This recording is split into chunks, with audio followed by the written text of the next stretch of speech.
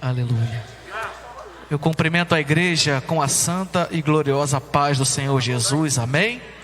Louvado seja o nome do Senhor. Feliz de estar aqui mais uma vez.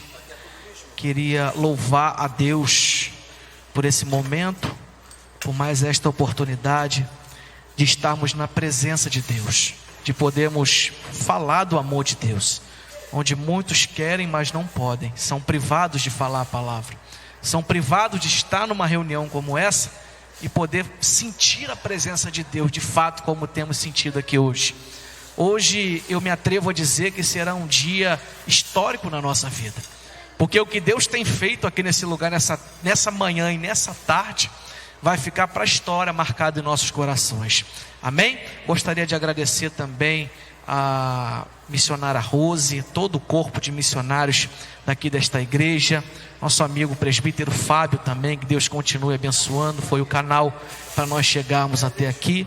Meus amigos, pastor Ricardo Félix, presbítero George Laureano, tem um amigo nosso também que está nos assistindo, me mandou mensagem agora, nosso irmão pastor Samuel Costa, está lá nos assistindo, lá de São Paulo, irmão, está lá na live lá, e eu tenho certeza que Deus coloca essas pessoas no nosso caminho para enaltecer a nossa fé, para que nós possamos caminhar cada vez mais na presença do Senhor, porque são homens e mulheres de Deus que fazem a diferença na nossa vida, amém? Sem mais delongas, prometo não me demorar. Abra sua Bíblia comigo no Evangelho segundo São Marcos, capítulo de número 5, uma passagem bem conhecida, e eu tenho certeza que os irmãos já leram, já releram e já meditaram nessa passagem, mas foi a mensagem que Deus colocou no meu coração para ministrar aos meus irmãos nessa tarde, amém? Louvado seja Deus. Evangelho segundo Marcos, capítulo 5, versículo 21, diz a Bíblia Sagrada: e passando Jesus outra vez num barco para o outro lado, ajuntou-se a ele uma grande multidão, e ele estava junto do mar. E eis que chegou um dos principais da sinagoga, por nome Jairo, e vendo-o, prostrou-se aos seus pés, e rogava-lhe muito, dizendo: minha filha está moribunda, rogo-te que venhas e lhe imponhas as mãos, para que sare e viva.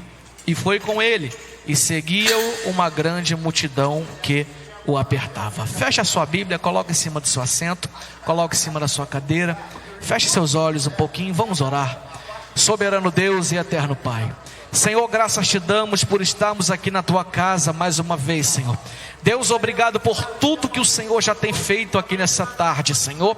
Em nome de Jesus, a tua palavra foi lida e será ministrada ao coração da sua noiva. Em nome de Jesus, eu lhe peço que eu desapareça diante dela, que eu suma diante da tua palavra.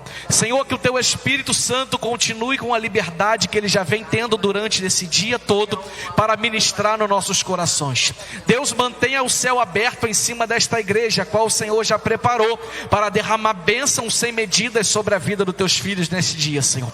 Em nome de Jesus, Pai, abençoa teu povo, abençoa a tua igreja e conceda vitória no nome de Jesus, amém. Pode se assentar, dando uma linda salva de palmas para Jesus. Aleluia, louvado seja Deus. Não poderia deixar de mencionar também o nome do bispo presidente desta igreja, bispo Abner Ferreira, da sua esposa Marvi Ferreira, bispa Marvi Ferreira. São duas pessoas separadas por Deus nessa terra para fazer a sua obra, e eu tenho certeza que vocês não estão debaixo de qualquer proteção, não, vocês estão debaixo de uma proteção separada por Deus para fazer esse ministério crescer cada vez mais, amém? Que Deus abençoe a vida dos nossos bispos, em nome de Jesus. Irmãos, a palavra que Deus colocou no meu coração nessa tarde vai falar de uma história onde existia um homem chamado Jairo. Jairo, ele era um ser humano como nós, era uma pessoa comum como eu e como você. Porém, Jairo, ele tinha uma uma situação na sua vida em que ele tinha um cargo de chefe de sinagoga, ou seja, ele era um dos principais da sinagoga. Era uma pessoa que estava ali ensinando, era uma pessoa que estava ali ouvindo as pessoas que entravam dentro da sinagoga. Era um homem que tinha uma relação com diversos tipos de pessoa. Ele tinha relação com desde o mais pobre ao mais rico. Ele tinha relação com aquele que estava entrando pela primeira vez e com aquele que já habitava ali dentro da sinagoga. Ou seja, Jairo, ele se relacionava com todo tipo de gente. Não é diferente na nossa vida. Existem pastores e pastoras aqui hoje, existem missionários aqui hoje, que precisam se relacionar com todo tipo de pessoa. Vai chegar desviado, vai chegar afastado, vai chegar aqueles crentes fervorosos, vai chegar pessoas que pregam, pessoas que não pregam. Ou seja, você está se relacionando com a mais vasta gama de pessoas que você possa imaginar. Pregador, mas por que isso? Porque Deus, ele coloca pessoas na sua vida e você sempre vai acrescentar algo na vida dessas pessoas. A Bíblia, ela vai dizer que Jairo, então, ele decide tomar uma atitude na sua vida. Ele ouve que Jesus está ali aonde ele estava e ele prefere chegar até Jesus para tratar de uma situação que ele estava vivendo.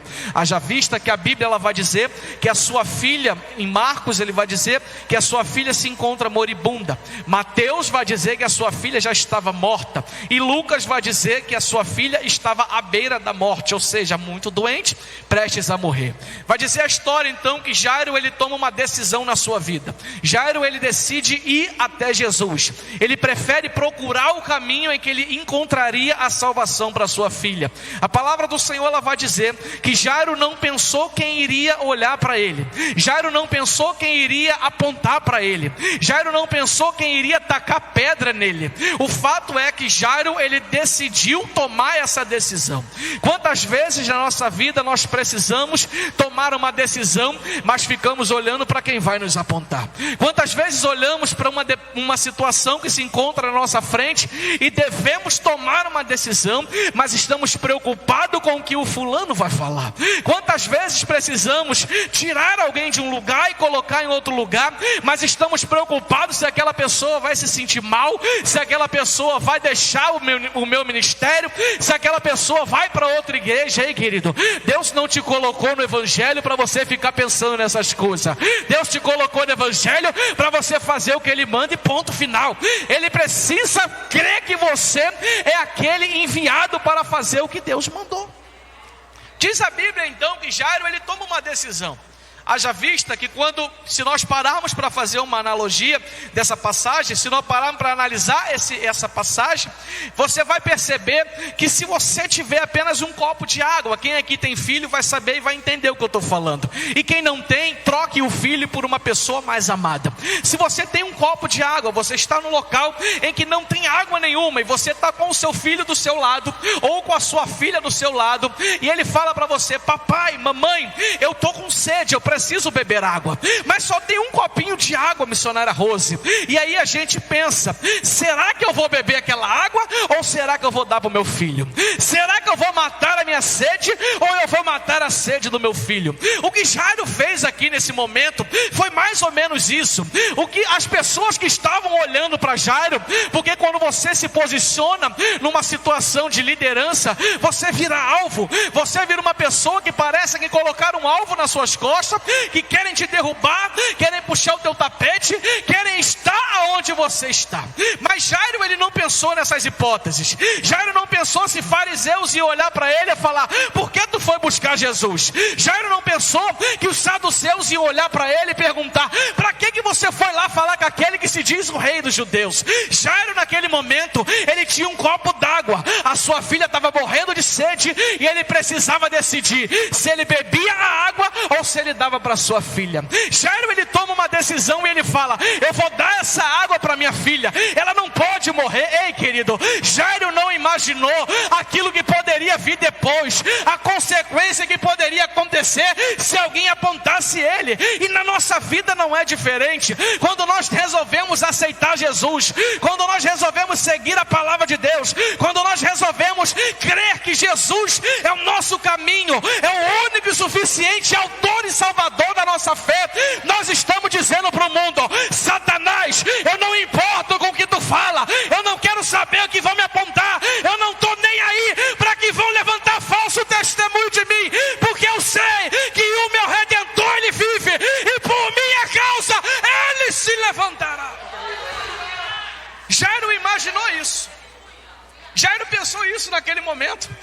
Ele falou: eu não estou nem aí porque o fariseu vai falar. Eu não estou nem aí porque o saduceu vai falar. Eu não estou nem aí porque o fofoqueiro vai falar. Eu preciso buscar aquele que é o autor da vida.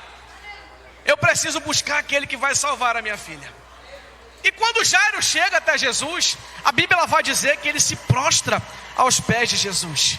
E ele roga a Jesus que ele fosse com ele até a sua casa. Jesus, no mesmo momento, ele olha para Jairo e fala: vamos lá. Porque quando você chama Jesus para entrar na tua casa, ele entra. Quando você convida Jesus para estar no teu ministério, ele está no teu ministério. Quando você convida Jesus para ceiar com você, a Bíblia ela vai dizer: eis que estou à porta e bato. Aquele que abre, eu entrarei e cearei com ele. Quando você convida Jesus, ele entra, meu amado. Jesus, ele não vai meter o pé na porta e entrar sem você permitir. Jesus, ele não vai chegar pela chaminé, como dizem que alguém chega aí durante o Natal. Jesus, ele não vai entrar pela janela. Jesus, ele vai entrar pela porta. Tudo começa pela porta. Tudo começa pela onde você deve entrar e sair. Jesus, ele vai entrar quando você mandar. Foi falado aqui que ele não habita em templo feito por mãos humanas, e é verdade. Quando você vem para um lugar como esse, você traz a presença de Deus. Quando você vem para um lugar como esse, você invoca a presença de Deus. É por isso que nós sentimos essa atmosfera. É por isso que nós sentimos o Espírito Santo tocar na nossa vida. Porque você carrega a presença de Deus. E Jairo foi buscar isso. Para ter a presença de Deus é necessário ir buscar. E Jairo foi buscar. Quando ele chega até Jesus, Jesus fala: vamos lá, vamos na sua casa. E aí eu imagino Deus olhando lá de cima e preparando algo tremendo sobre a vida de Jairo. Deus olha lá de cima e fala assim: peraí, esse negócio não vai ficar assim tão fácil não. Vou preparar alguma coisinha. E aí quando Jairo e Jesus estão caminhando, aquela multidão apertando Jesus, e ele caminhando em direção à casa de Jairo, de repente surge uma pessoa por entre a multidão e toca na sua orla. A Bíblia ela vai dizer que existia uma mulher que padecia de um fluxo de sangue há 12 anos. Levítico capítulo 15 vai dizer que quem sofria de um fluxo de sangue era considerado impuro. Quem se relacionava com essa pessoa era considerado impuro. A tudo que essa pessoa tocasse era considerado impuro. Aquela mulher não podia tocar em nada, ela não podia se relacionar com ninguém, ela não podia estar junto da sua família, ela não podia estar junto com os seus amigos, ela não podia estar no seu ciclo de amizade. E eu imaginando na minha mente fértil, na minha conjectura, eu imaginando a vida daquela moça como deve ter sido, pastora. E eu pude imaginar uma história aqui que Deus colocou no meu coração. Eu imagino quando ela descobriu tudo aquilo que ela estava passando. E aí ela pagou médicos, ela foi se consultar com pessoas mais renomadas, e as pessoas não puderam curar aquela moça. Eu imagino que a sua família já triste com aquela situação, já passando por um momento difícil, as pessoas apontando para eles e olhando para eles e falando: olha, essa menina é impura, essa menina não pode estar no nosso meio, meu filho não vai mais brincar com ela, minha filha não vai mais brincar com ela. Colocaram ela de lado, colocaram ela numa situação que ela estava sendo marginalizada, ela estava sendo colocada à margem da sociedade, estava sendo excluída do seu ciclo de amigos. E aí eu olho para o pai e para a mãe dessa menina, imagina a situação: e agora? O que nós vamos fazer? Leva ela para fora da cidade, porque ela não pode mais ficar aqui. E levam a menina. E aí eu imagino na primeira semana o pai deixando ela lá e falando para ela: minha filha, fica aqui um pouquinho, quando você estiver melhor você volta para sua casa. E o pai volta lá para buscar a sua filha e ela fala: papai, não estou boa ainda, eu não posso voltar. E o pai volta para casa triste, sua família toda triste, os amigos perguntando por ela: cadê fulana? E os pais falando: ela está em um lugar se recuperando. Só que a palavra do Senhor ela vai dizer que ela ficou 12 anos naquele lugar. Quem é pai aqui, quem é mãe aqui, não deixa um filho longe muito tempo. O filho casa, o pai vai visitar. O filho casa, a mãe vai visitar. O filho casa, ele vem visitar os pais, não fica longe.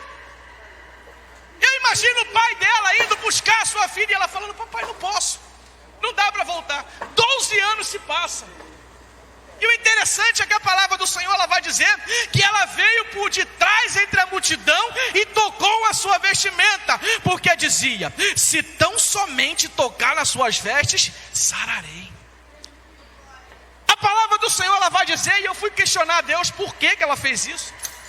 A Bíblia, ela vai dizer em Malaquias capítulo 4, versículo 2: e para vós que temeis o meu nome, nascerá o sol da justiça, e salvação trará nas suas asas.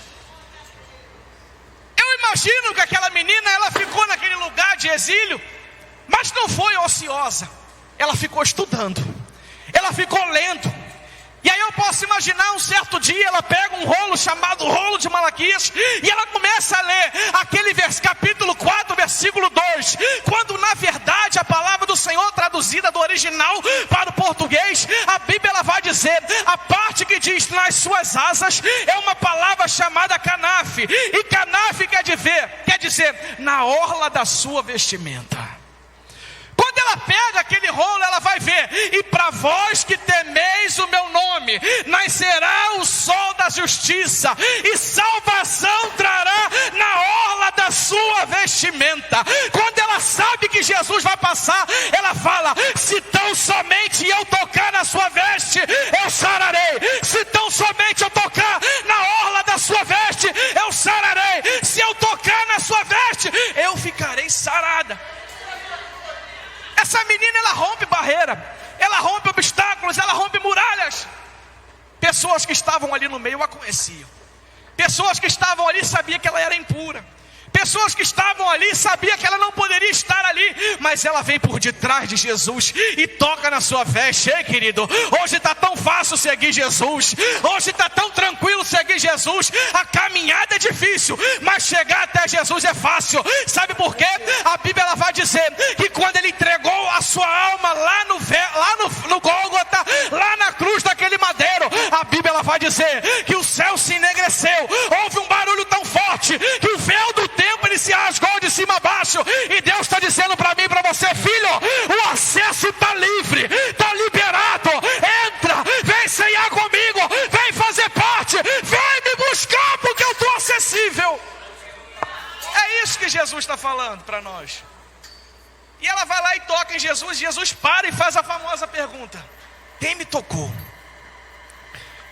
Quando ele pergunta quem me tocou, os discípulos foram os primeiros a falar: mestre, a multidão te aperta e tu pergunta quem tocou.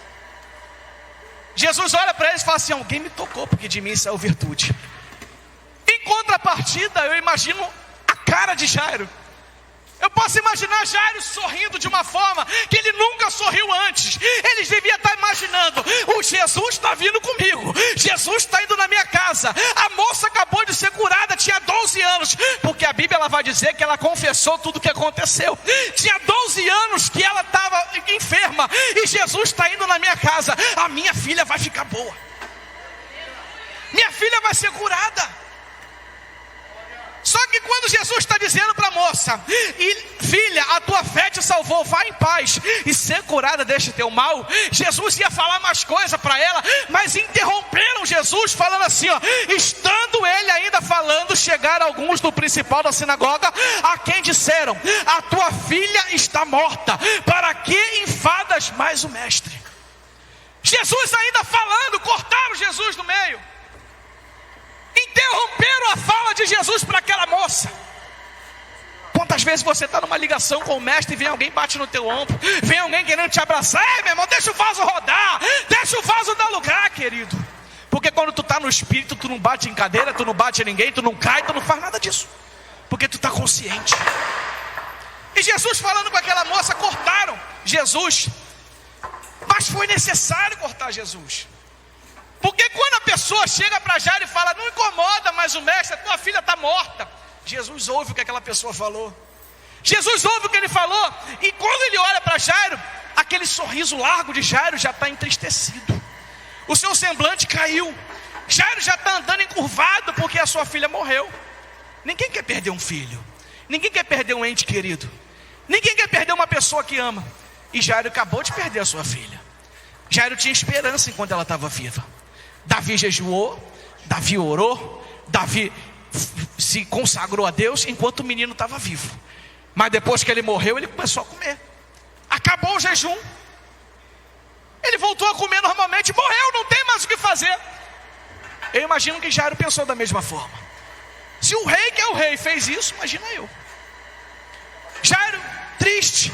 Mas quando Jesus olha para Jairo, meu irmão, quando Jesus olha para a minha vida, olha para a tua vida, quando nós estamos tristes, Ele vai dizer o seguinte: não temas, crê somente.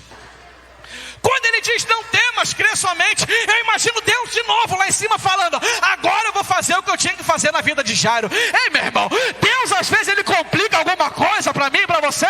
Deus às vezes Ele coloca algo no caminho, algo que vai tirar um pouquinho você daquele trajeto, porque Deus Ele tem um propósito em todas as coisas. Não é como nós queremos. Deixa eu ver a hora aqui, irmão. Não é como nós desejamos. Não é como nós imaginamos. A Bíblia ela diz que há caminhos que para o homem parece bom, mas no final são caminhos de morte. E Jairo precisava passar por aquilo para aumentar ainda mais a tua fé. Talvez Jairo foi até Jesus pela fama. Talvez Jairo foi até Jesus porque muitos falavam o contrário. Ele falou: pô, peraí, se muitos estão falando ao contrário, ele deve ter alguma coisa para oferecer, né? E ele foi até Jesus. E naquele momento que Jesus fala isso, não temas, crê somente, aquele sorriso no rosto de Jairo, eu acredito que ele volta a brotar novamente, porque ele estava ouvindo aquele que fez o milagre acontecer na sua frente, dizendo para ele crer, dizendo para ele acreditar, dizendo para ele confiar. E ele segue em caminho da casa de Jairo. Quando chega lá na casa de Jairo, Jesus ele entra dentro da casa, ele vai Pedro, Tiago, João, Jesus e Jairo. Quando ele chega dentro da casa de Jairo, ele vai ver pessoas ali chorando, vai ver pessoas pranteando, pessoas talvez se esperneando no chão. E aí Jesus faz uma pergunta que serve de gatilho para pegar quem era falso. Jesus olha para aquelas pessoas e pergunta: por que choras? E antes das pessoas responderem, ele diz: a menina não está morta, mas dorme. Porque Jesus sabia que eles iriam mentir, o negócio ia ficar pior. Mas quando Jesus pergunta e dá a sua própria resposta, aquelas pessoas que estavam ali olham para Jesus e começam a rir. Como alguém de luto consegue rir no momento funeral? Como alguém que chora consegue rir no enterro de uma pessoa querida? Ninguém consegue. Ninguém consegue rir. Você dá até aquele sorrisinho de canto de boca para a pessoa, mas você não dá gargalhada. Você não cai no chão, não rola no chão de tanto rir. E foi o que aconteceu. Aquelas pessoas sorriram de uma forma tão grande que Jesus olhou para eles e falou: sai todo mundo daqui, sai todo mundo daqui. Ei, querido, sabe o que Deus vai fazer na tua vida? Deus vai começar a afastar quem não anda contigo de verdade. Sabe o que Deus vai fazer na tua vida? Deus vai começar a fazer uma limpa. Deus vai começar a tirar aquele que não soma no teu ministério. Deus vai começar a afastar. Pastor, Deus tirou o fulano que andava comigo há anos.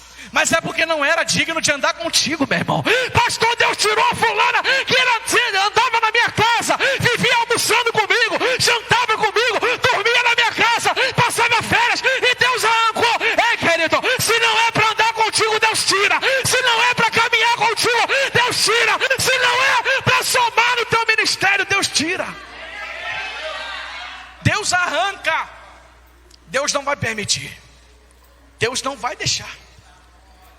A Bíblia ela vai dizer que ele pegou Pedro, Tiago, João, Lázaro, a sua mãe. Só que o interessante que Deus me leva numa outra passagem é que quando ele entra dentro de Samaria, ele dá uma ordem para os discípulos irem comprar alguma coisa. E aí ele vai passando por Samaria. E quando ele chega perto da fonte de Jacó, ele encontra uma mulher. E aquela mulher é samaritana. Existia uma briga entre judeus e samaritanos, que os judeus acreditavam que deveria ser adorado dentro do templo, e E os samaritanos acreditavam que Deus deveria ser adorado no Monte Gerizim. E eles brigavam por isso, porque eles não sabiam aonde iriam adorar. Mas sabe o que Deus está dizendo para mim e para você aqui nessa tarde? Não importa onde você adora, não importa se você está aqui, não importa se você está na tua casa, não importa se você está no teu trabalho, não importa se você está na sua igreja. Importa é como você adora, importa é que a tua adoração venha do teu coração, importa é que Deus sonde o teu coração e veja um clamor saindo de lá de dentro. É isso que importa. Não importa se você fala bonito, não importa se você é eloquente, não importa se tu fala 10 idiomas, não importa se tu fez 50 seminários. O que importa é que Deus, Ele sonda os corações. O que importa é como você adora, é como você exalta a Deus. Já caminhando para o final, a Bíblia ela vai dizer que os 5 entraram dentro do quarto. E eu imagino como foi esse quarto, hein? Eu queria estar lá, eu queria ser uma mosquinha para ver. Eu queria estar lá dentro daquele quarto para ver Jesus entrando. A menina morta em cima da cama, sem pulso, já tinha passado a fase da doença, morreu. E Jesus entrando pelo aquele quarto. Eu imagino que a cama tremia. Eu imagino que os móveis tremiam. Eu imagino que a casa começou a tremer. Sabe por quê, meu irmão? Porque quando Jesus chega em algum lugar, alguma coisa tem que acontecer. Quando Jesus chega, meu irmão, tu vê as coisas tremendo, tu vê os vasos dando lugar, tu vê línguas estranhas, tu vê Deus operando. Imagina Deus entrando naquele quarto. Meu Deus do céu. Imagina Deus entrando. Ele abre a porta e aí Jesus começa a entrar. Eu acredito que antes mesmo de Jesus entrar, o espírito da morte já tinha ido embora há muito tempo, varão. Porque ele sabia que a vida ia entrar naquele lugar. A vida ia chegar naquela menina. A vida ia chegar naquela cama. E aí quando Jesus entra, meu irmão, algo sobrenatural acontece. Ele dá uma ordem. E a alma dela torna a entrar, pastores. A alma dela torna a entrar nela.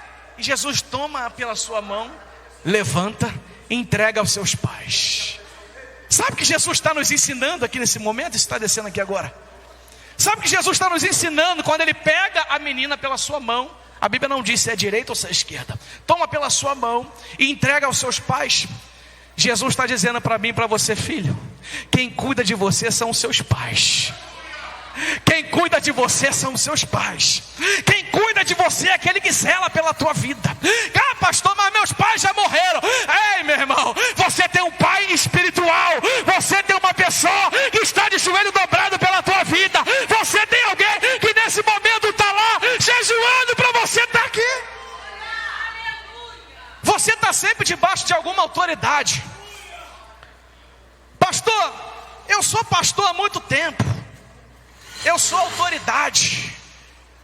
A Bíblia ela vai dizer para nós não procurarmos os melhores lugares, para não vir alguém mais digno que nós e a gente passar vergonha. Não devemos procurar os melhores lugares. Sabe por quê, querido? Vai ter sempre alguém que canta mais. Vai ter sempre alguém que prega mais. Vai ter sempre alguém mais usado. Vai ter sempre alguém que fala melhor. Vai ter sempre alguém que estudou mais. Vai ter sempre alguém que Deus usa mais. Ai, querido, pastor, mas quem só está dizendo Deus me usa pouco? Não, Deus te usa na medida que tu busca. Deus te usa na medida da tua fé. Deus te usa na medida que você busca Ele. É assim que Deus vai te usar. Se tu buscar pouco, tu vai ser pouco usado. Se tu buscar médio, tu vai ser médio usado. Se tu buscar muito, tu vai ser muito usado. É assim que funciona, né, pastora? No mundo espiritual é assim, querido. Para se materializar, é necessário acontecer no espiritual primeiro. Imagina Daniel orando. Daniel clamando a Deus, pedindo a Deus em oração de joelho. E Deus olha lá de cima e fala assim: Gabriel, vai lá levar a resposta. Vai lá levar aquilo que o meu servo precisa, que ele está pedindo. E aí Gabriel desce. Quando Gabriel desce, os demônios prendem Gabriel, que é o anjo, que é da categoria dos ofinis, que vem trazer a mensagem. E os demônios prendem Gabriel. E aí quando Deus olha lá de cima e Gabriel está preso, e a oração de Daniel está chegando até Deus, e Deus fala o seguinte: peraí, Daniel está orando, eu já mandei Gabriel, o que está acontecendo? Peraí que eu vou resolver. É mais ou menos isso que acontece na tua vida. Quando você dobra o teu joelho, quando você ora, às vezes você está falando assim: pastor, eu vou orar para Deus porque eu preciso chegar lá na minha casa. Aí Deus está falando o seguinte: pera aí, já vou mandar Gabriel para te dar a resposta que vai dar tudo certo. Aí Gabriel não chega, o demônio está atrasando Gabriel. Aí Deus olha lá de cima e dá um grito: Miguel! Deus chama Miguel, que é o arcanjo de guerra. E aí Deus fala para você: filho, vai lá porque Miguel já está indo na tua frente, já está guerreando, já está desfazendo, já está cortando o laço que o diabo preparou. Deus age dessa forma. Deus age assim. Deus age dessa forma. Às vezes a gente imagina: não, eu vou pegar o carro ali, vou dirigindo até em casa, eu vou chegar tranquilo. Mas aí Deus fala assim: ó, filho, olha só, vou furar teu pneu para você não passar naquele momento lá, porque vai sair um tiroteio. Filho, eu vou colocar um engarrafamento para tu não passar naquele lugar, porque tem um homem armado lá querendo te roubar. É assim que Deus trabalha na tua vida, meu irmão. É assim que Deus trabalha. É assim que Deus trabalha.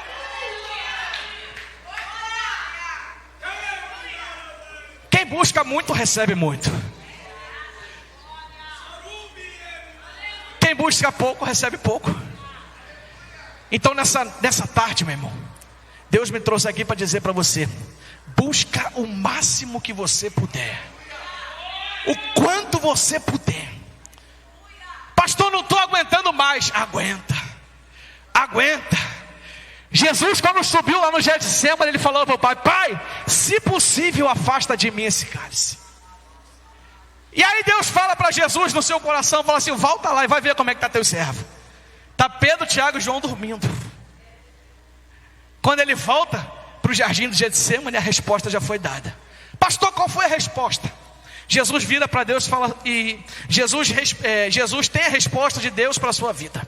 A resposta que Deus deu para Jesus naquele momento foi o seguinte: eu não posso confiar toda uma humanidade na mão de um homem natural.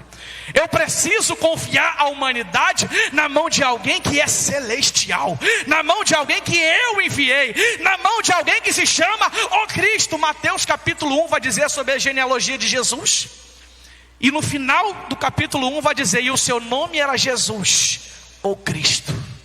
Cristo significa enviado. Deus enviou Jesus para nos lavar, para nos remir de todo o pecado. Jesus, ele é aquele que salva, cura, liberta e ainda leva para o céu. João 14, versículo 6, eu finalizo: eu sou o caminho e a verdade e a vida. Ninguém vem ao Pai senão por mim. Jesus é o caminho da tua vida. Jesus é a verdade, Ele é a palavra. E Jesus, Ele é a vida para que nós vivamos de acordo com a vontade de Deus. Que Jesus abençoe a tua vida, que Jesus abençoe a tua casa, que Jesus abençoe toda a sua família, para a glória e honra do nome do Senhor. E eu agradeço a minha oportunidade no nome de Jesus.